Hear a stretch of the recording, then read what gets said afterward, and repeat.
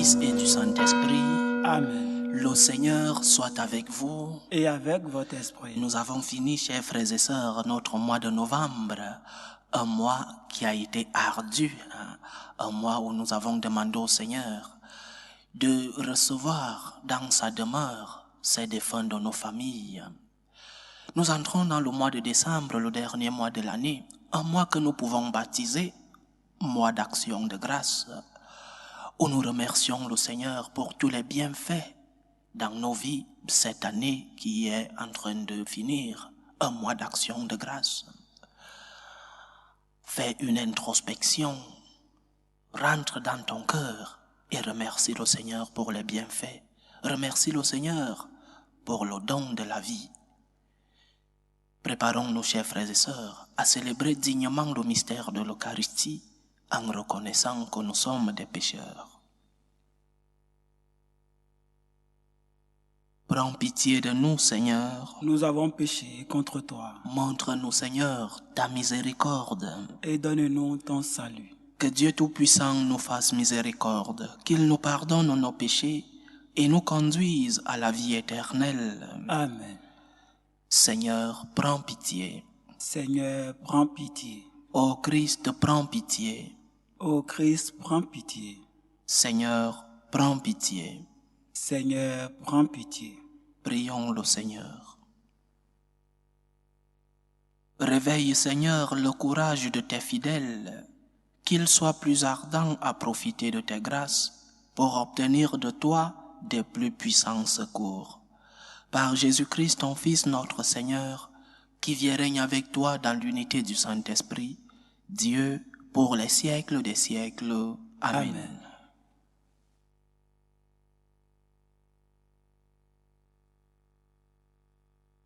Lecture du livre du prophète Daniel. Daniel prit la parole et dit: Au cours de la nuit, dans ma vision, je regardais. Les 4 vents du ciel soulevaient la grande mer.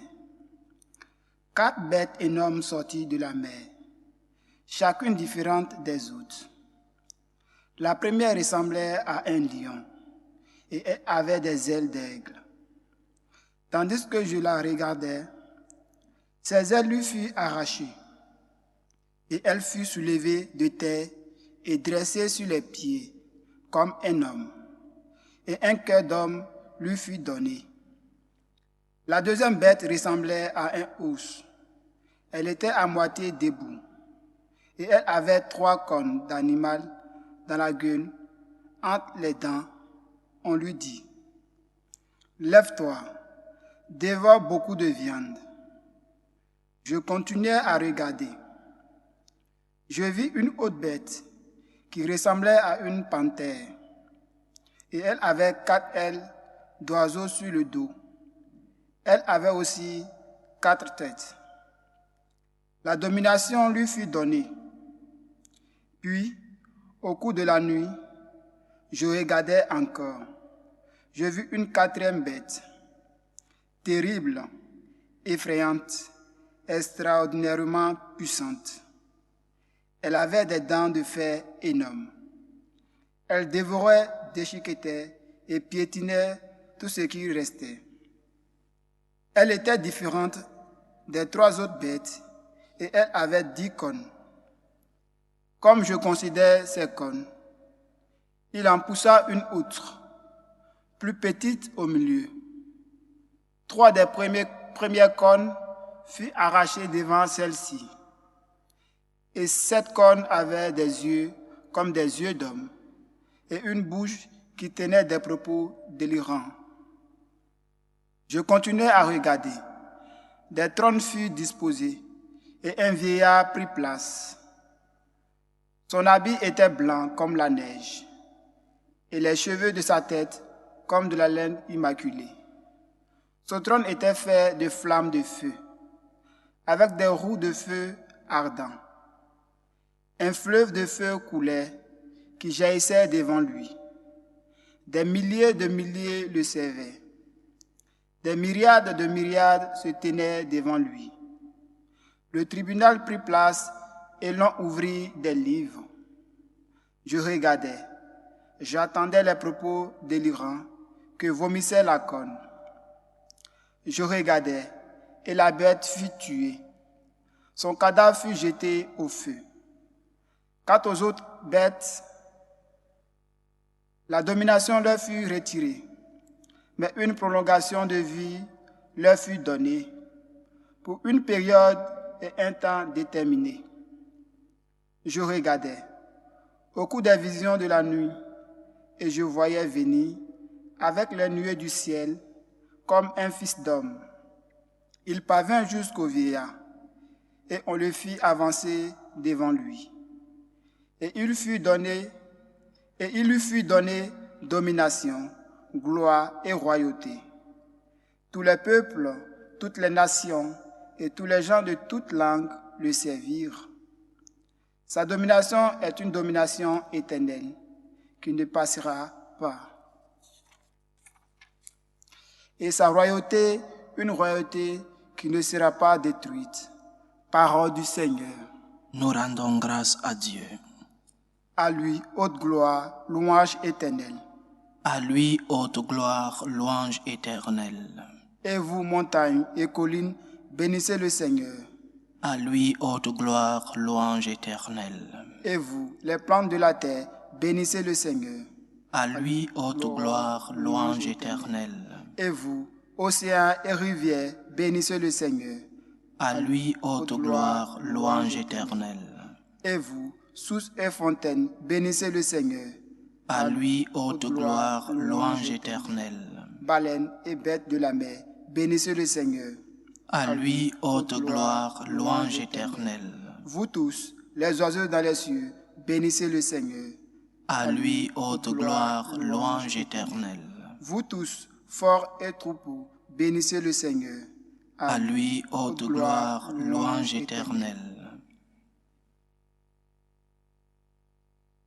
Alléluia, alléluia. Alléluia, alléluia. Redressez-vous et relevez la tête, car votre rédemption approche. Alléluia, alléluia.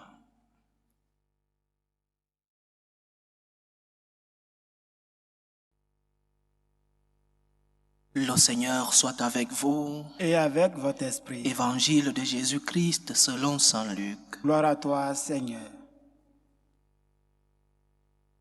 En ce temps-là, Jésus dit à ses disciples cette parabole. Voyez le figuier et tous les autres arbres, regardez-les. Dès qu'ils bourgeonnent, vous savez que l'été est tout proche. De même, vous aussi, lorsque vous verrez arriver cela, sachez que le royaume de Dieu est proche.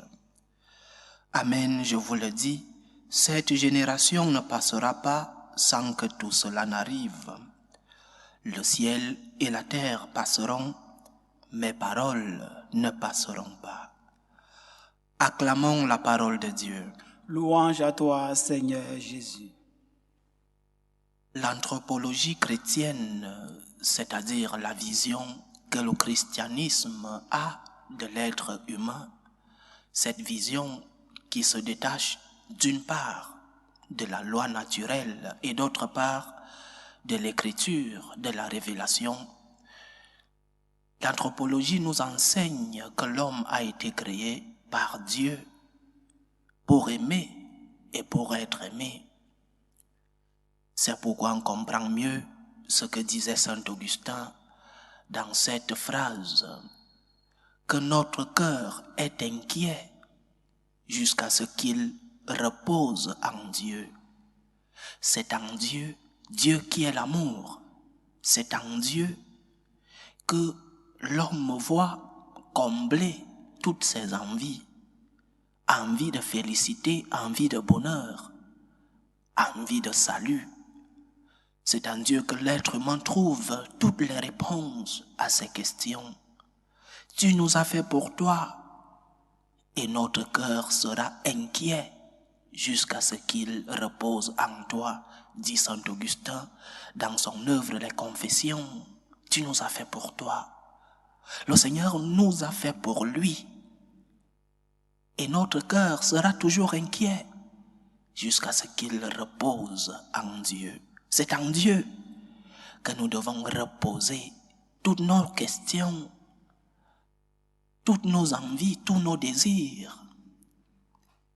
Le désir de félicité, le désir de bonheur, nous devons le reposer en Dieu.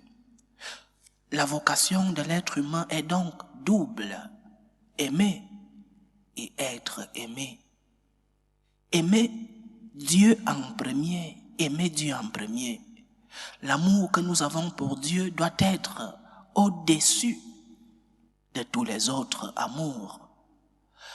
C'est lorsque tu aimeras Dieu au-dessus de tout que tu pourras bien aimer les autres choses. Notre Dieu n'est pas un Dieu qui soustrait. Le Seigneur ne t'enlève pas ta famille. Le Seigneur ne t'enlève pas ton travail, tes amis, tes loisirs.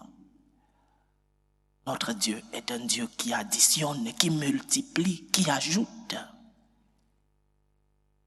Mais il a le droit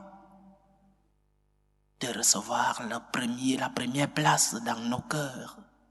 Aimer Dieu au-dessus de tout. Premier commandement. Tu aimeras le Seigneur au-dessus de tout. Tu aimeras le Seigneur de tout ton cœur. L'amour que nous avons pour Dieu doit primer, doit être au-dessus de tous les autres amours. Et oui, chers frères et sœurs, le Seigneur a le droit d'être aimé au-dessus de toute autre chose par nous. Il a le droit d'occuper la première place dans nos cœurs. C'est une vocation de l'homme. Vocation signifie appel. Vocare du latin, l'appel. Et Dieu nous a appelés à aimer. À l'aimer en premier. Il doit occuper la première place dans nos amours. Et c'est lorsque nous aimerons Dieu en premier que nous pourrons aimer nos familles comme il convient, que nous pourrons aimer nos amis, que nous pourrons aimer notre travail, que nous pourrons aimer notre patrie, que nous pourrons aimer notre Église. Parce que tous les autres amours sont des créatures de Dieu. Si tu n'aimes pas le Créateur, il est difficile pour toi d'aimer les créatures de ce Créateur. Et ta famille est une créature de Dieu. Tes amis, ton travail est un don de Dieu. Ton Église est propriété de Dieu. Tu ne peux pas aimer ton Église plus que Dieu lui-même qui l'a fondée. Tu ne peux pas aimer ta famille plus que Dieu lui-même qui l'a créée. Donc, Dieu au-dessus de tout, aimer, mais aussi être aimé. Nous tous, nous avons besoin d'être aimés. Nous tous, nous avons besoin de se sentir aimés, de se sentir accompagnés, de se sentir consolés. C'est aussi une vocation de l'homme d'être aimé. Quelle joie, quel bonheur de vivre avec des personnes qui se sacrifient pour toi, qui montrent une certaine réciprocité en amour. Quelle joie, quel bonheur de vivre avec des personnes qui répondent à ton amour par des gestes d'amour aussi. Quelle joie. Nous sommes appelés par Dieu à aimer et à être aimés. À aimer Dieu en premier, mais aussi parce que c'est une réponse de Dieu qui nous a déjà aimés. Le Seigneur nous a déjà aimés en premier. Il a fait le premier pas en amour. Notre amour pour Dieu n'est qu'une réponse. Nous répondons à l'amour de Dieu en lui offrant aussi notre amour. Aimer Dieu en premier. Et cela a des conséquences. La charité, la définition chrétienne de la charité, c'est aimer Dieu et aimer les hommes par amour pour Dieu. Parce qu'il est parfois difficile d'aimer les hommes. Il est parfois difficile d'aimer ceux-là qui nous font du mal.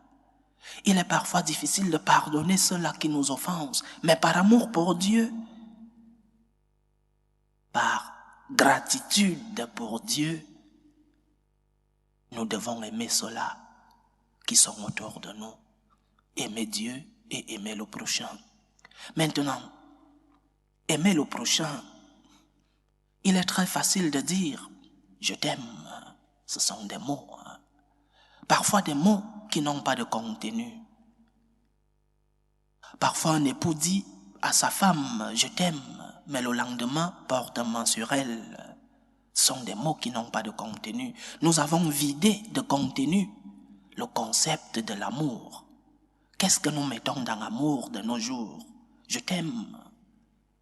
Je t'aime par parole ou alors par courtoisie, je t'aime. Nous devons remplir de contenu ce que nous disons, ce que nous appelons amour. Quel est le contenu que tu mets dans le je t'aime, Seigneur? Quel est le contenu que tu mets dans le je t'aime, mon frère, mon prochain? Quel est le contenu? Je t'aime, Seigneur. Tu dois le démontrer avec ce que nous les franciscains de Marie appelons les œuvres de gratitude. Aimer avec des œuvres. Je t'aime, Seigneur, mais je m'en fous de tes commandements. Je t'aime, Seigneur, mais je te tourne le dos. Ce n'est pas cela de l'amour. Je t'aime, Seigneur, malgré mes faiblesses, malgré mes chutes, malgré mes péchés. Je t'aime, Seigneur.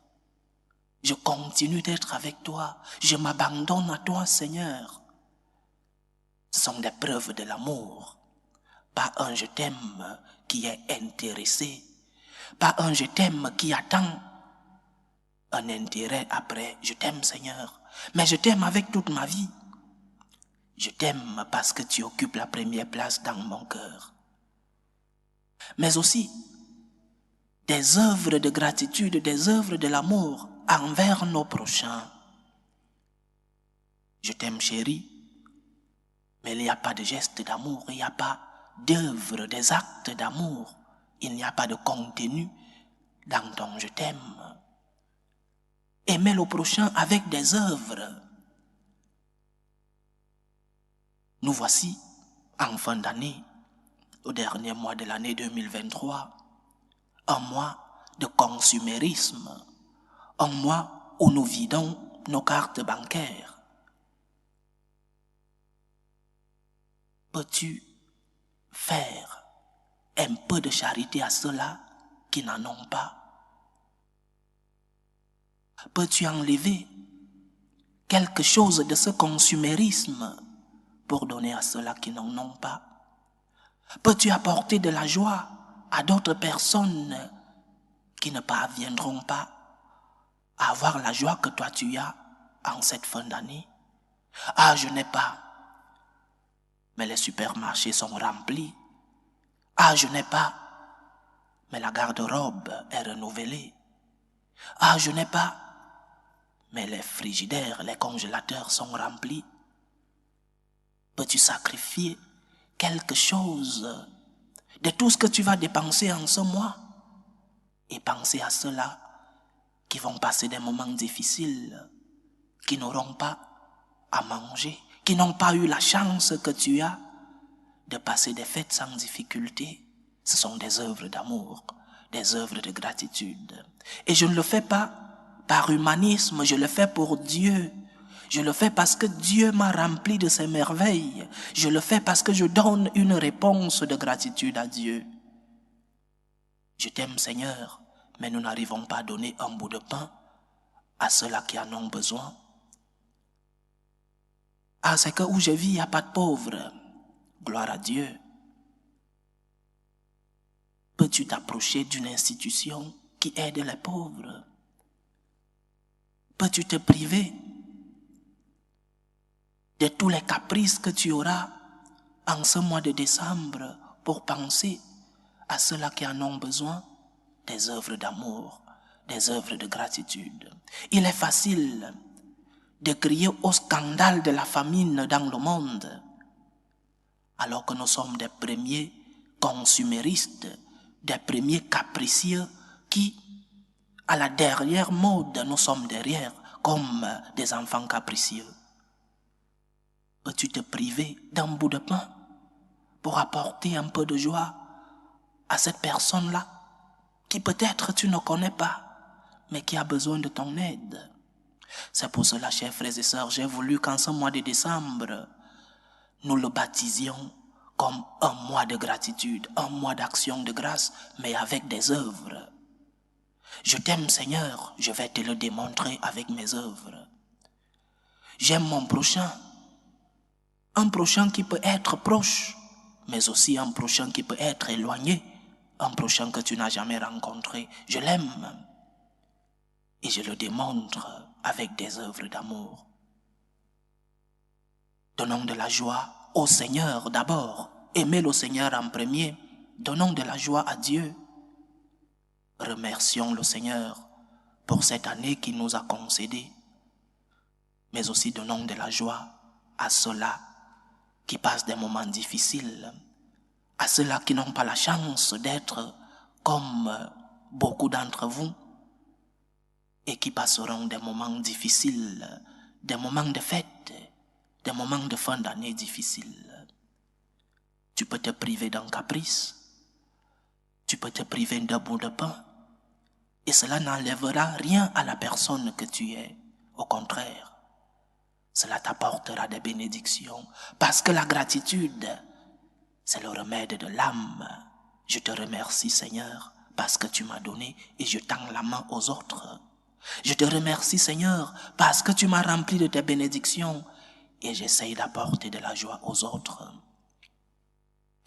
Et si tu ne peux pas le faire parce qu'autour de toi, il n'y a pas de personnes qui vivent dans l'indigence, nous connaissons tous des institutions qui sont chargées, qui ont cette vocation d'apporter de l'aide à ceux-là qui en ont besoin. Des institutions civiles, mais aussi des institutions religieuses. Dans notre église, il y a plein d'institutions. Dans nos paroisses, dans des congrégations religieuses, nous, franciscains de Marie, par exemple. Un cœur reconnaissant, c'est tendre la main aux autres. Un cœur qui bénit le Seigneur pour tous les dons reçus, c'est lever le regard et voir les autres personnes qui ont besoin de ces grâces que nous avons reçues. Mois de décembre, mois d'action de grâce avec des œuvres. Mois de décembre, mois de gratitude avec des œuvres. Que lorsque la fin du mois et le début de l'année arrivera, que nous puissions avoir dans nos bagages des œuvres de gratitude. Que nous puissions dire au Seigneur, Seigneur, tu m'as donné et j'ai tendu la main aux autres.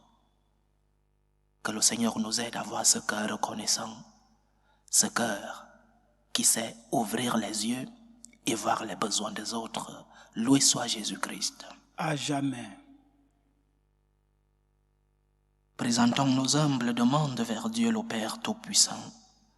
Prions pour la Sainte Église, pour le pape, pour les évêques et les prêtres. Prions le Seigneur. Seigneur, écoute et prends pitié. Prions le Seigneur pour la paix dans le monde, pour la paix dans nos familles. Prions le Seigneur. Seigneur, écoute et prends pitié. Prions le Seigneur pour les vocations dans la vie consacrée et dans la vie sacerdotale.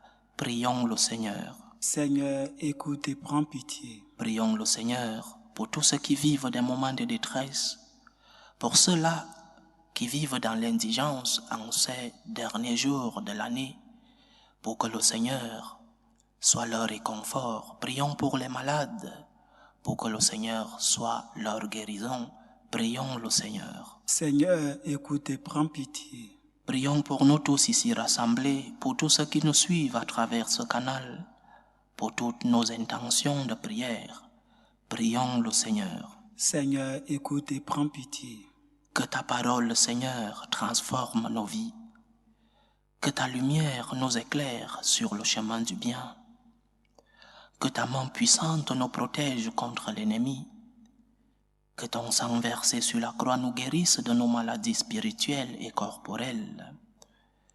Aide-nous, Seigneur, à pouvoir être reconnaissants pour tous les bienfaits que nous avons reçus de toi. Aide-nous, Seigneur, à pouvoir tendre la main à ceux-là qui ont besoin de nous. Toi qui vis et règnes pour les siècles des siècles. Amen.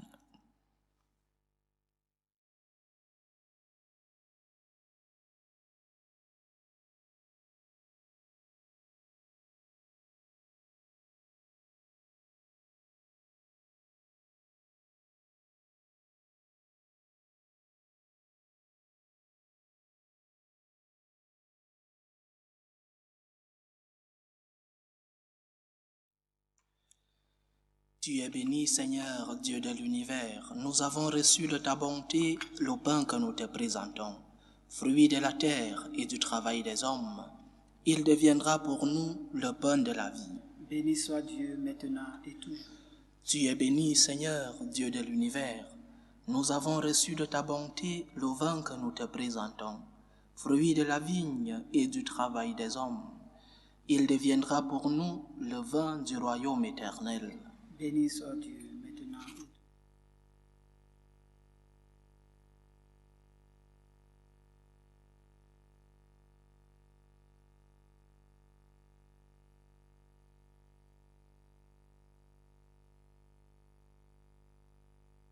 Prions ensemble, chers frères et sœurs, au moment d'offrir le sacrifice de toute l'Église. Pour la gloire de Dieu et le salut du monde. Accueille, Seigneur, les dons très saints que tu nous as demandé de consacrer à ton nom, et pour qu'ils nous disposent à te plaire, fais-nous toujours obéir à tes commandements. Par Jésus-Christ, ton Fils, notre Seigneur, qui vit et règne avec toi dans l'unité du Saint-Esprit, Dieu, pour les siècles des siècles. Amen. Le Seigneur soit avec vous. Et avec votre esprit, Élevons notre cœur. nous le tournons vers le Seigneur. Rendons grâce au Seigneur notre Dieu. Cela est juste et bon. Vraiment, il est juste et bon pour ta gloire et notre salut, de t'offrir notre action de grâce toujours et en tout lieu, Seigneur Père très saint, Dieu éternel et tout-puissant. C'est par ton Fils bien-aimé que tu as formé le genre humain, et c'est encore par lui que dans ta grande bonté tu le renouvelles. Voilà pourquoi toutes les créatures te servent, le peuple que tu as racheté célèbre ta louange, les saints te bénissent d'un seul cœur. Et déjà nous pouvons te louer avec tous les anges, et dans la joie, nous ne cessons de proclamer. Saint, Saint, Saint, le Seigneur Dieu de l'univers, le ciel et la terre sont remplis de ta gloire. Hosanna au plus haut des cieux. Béni soit celui qui vient au nom du Seigneur. Hosanna au plus haut des cieux. Toi qui es vraiment saint, toi qui es la source de toute sainteté, Seigneur, nous te prions. Sanctifie ces offrandes en répandant sur elles ton esprit, qu'elles deviennent pour nous le corps et le sang de Jésus le Christ, notre Seigneur. Au moment d'être livré et d'entrer librement dans sa passion, il prit le pain. Il rendit grâce, il le rompit et le donna à ses disciples en disant: Prenez et mangez-en tous, ceci est mon corps, livré pour vous.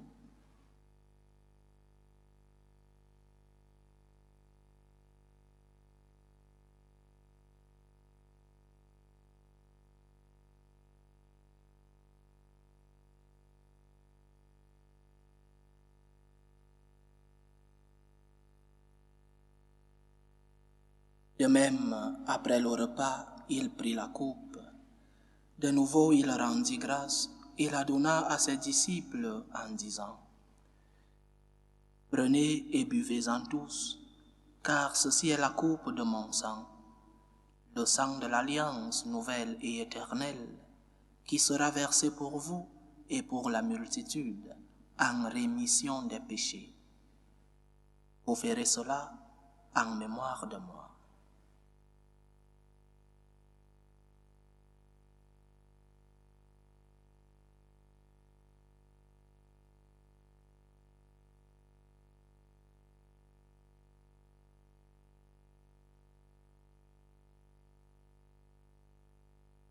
Il est grand le mystère de la foi.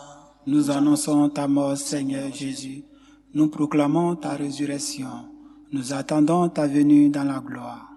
En faisant ainsi mémoire de la mort et de la résurrection de ton Fils, nous t'offrons, Seigneur, le pain de la vie et la coupe du salut. Et nous te rendons grâce, car tu nous as estimés dignes de nous tenir devant toi pour te servir. Humblement nous te demandons qu'en ayant part au corps et au sang du Christ, nous soyons rassemblés par l'Esprit Saint en un seul corps. Souviens-toi, Seigneur, de ton Église répandue à travers le monde. Fais-la grandir dans ta charité, en union avec le pape François, notre évêque José et tous ceux qui ont la charge de ton peuple. Souviens-toi aussi de nos frères et sœurs qui se sont endormis dans l'espérance de la résurrection, et souviens-toi dans ta miséricorde de tous les défunts. Accueille-les dans la lumière de ton visage. Sur nous tous, enfin, nous implorons ta bonté. Permets qu'avec la Vierge Marie, la bienheureuse Mère de Dieu, avec Saint Joseph son époux, les apôtres et tous les saints qui ont fait ta joie au long des âges, nous ayons part à la vie éternelle et que nous chantions ta louange et ta gloire par ton Fils Jésus le Christ.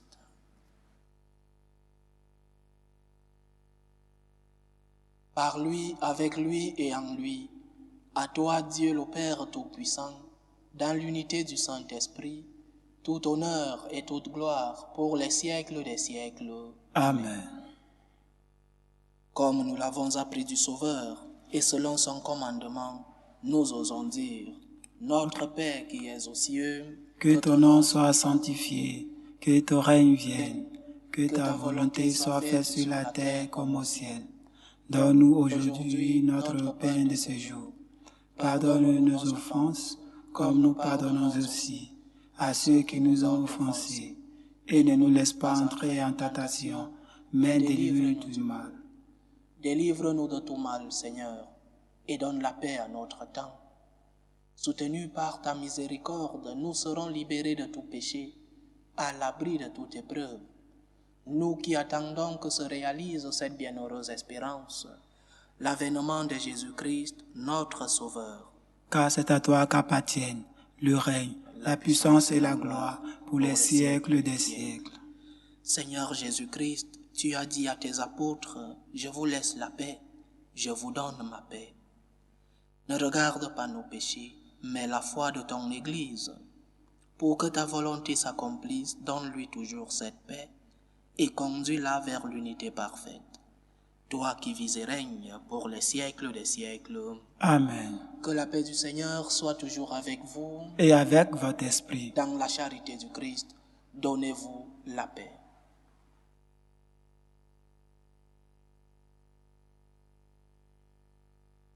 Agneau de Dieu, qui enlève les péchés du monde, prends pitié de nous.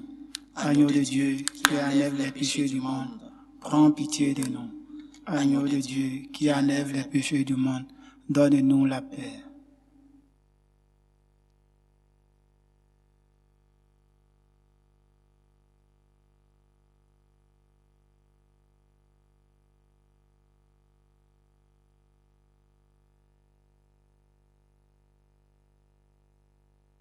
Voici l'agneau de Dieu. Voici celui qui enlève les péchés du monde. Heureux les invités au repas des noces de l'agneau. Seigneur, je ne suis pas digne de te recevoir, mais dis seulement une parole et je serai guéri.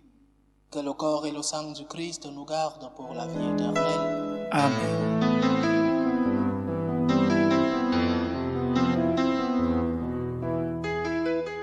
Communion spirituelle.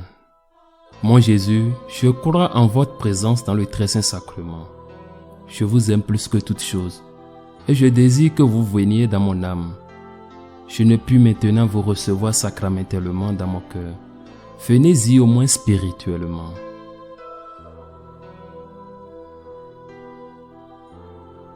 Je vous embrasse comme si vous étiez déjà venu, et je m'unis à vous tout entier. Ne permettez pas que j'aie jamais le malheur de me séparer de vous. Amen.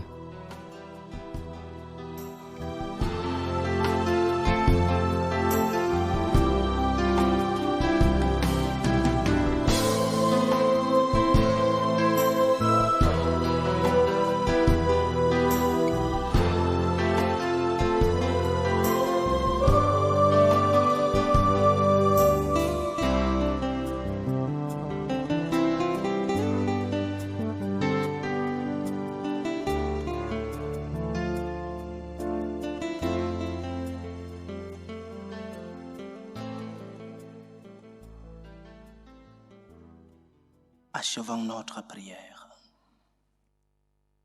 Nous t'en supplions, Dieu Tout-Puissant, ne permets pas que soit jamais séparé de toi ce que tu fais communier à la joie du ciel.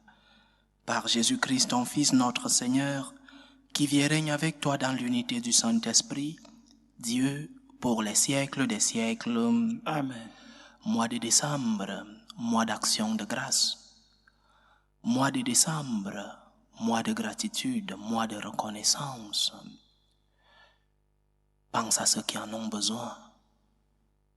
Prive-toi d'un morceau de pain. Prive-toi de ce caprice. Un caprice pour toi peut être un besoin, une nécessité pour une autre personne. Fais-le pour Dieu. Fais-le par gratitude envers le Seigneur, ce que le Seigneur a fait pour toi. Approche-toi de ceux-là qui peuvent aider ces personnes.